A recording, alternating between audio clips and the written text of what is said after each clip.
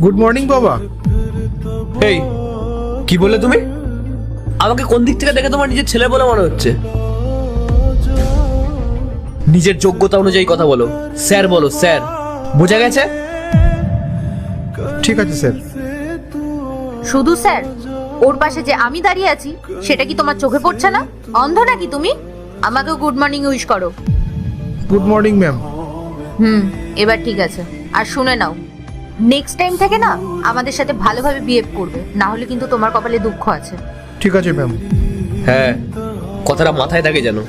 আমি এখানকার ম্যানেজার, তাই আমাকে স্যার বলে ডাকবে, কোনো বাবা টাবা বলে না। মাথায় থাকে যেন।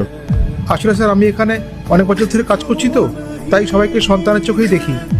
আসলে আমি এখানে সবাইকে স্যার ম্যাডাম বলেই ডাকতাম।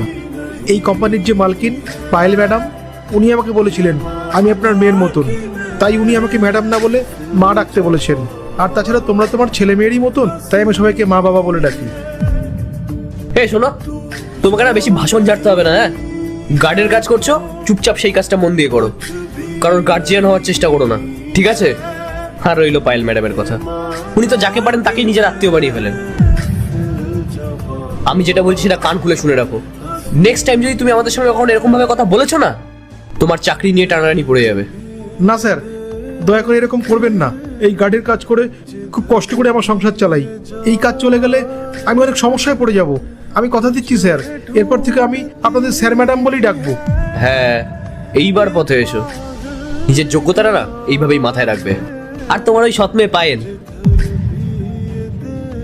তুমি ওকে মা বলো, মেয়ে বলো, যা খুশি তাই বলো, আমার দেখার দরকার নেই। কিন্তু এই অফিসের বাকিদেরকে তুমি সম্মান দিয়েই কথা বলবে, স্যার ম্যাডাম বলে কথা বলবে। বুঝতে পেরেছো?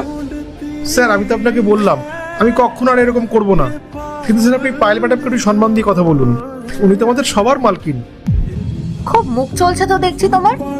বেবি, আমি কিন্তু আজ পর্যন্ত এই অফিসে কাউকে দেখিনি তোমার মুখে মুখে এভাবে কথা বলতে।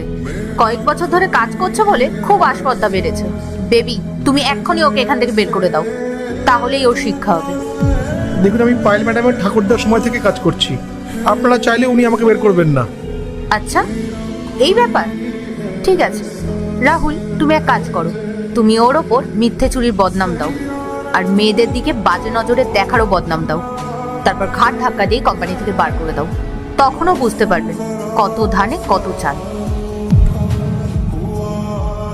আমি যখন এরকম কিছু করিনি, তাহলে আপনারা কখনোই আমাকে প্রমাণ ছাড়া কাজ থেকে বের করতে পারবেন না। তোর এত বড় সাহস, তুই একজন ম্যানেজারের সঙ্গে। পার্ট 2 দেখতে সাবস্ক্রাইব করো ভেলকু 78M।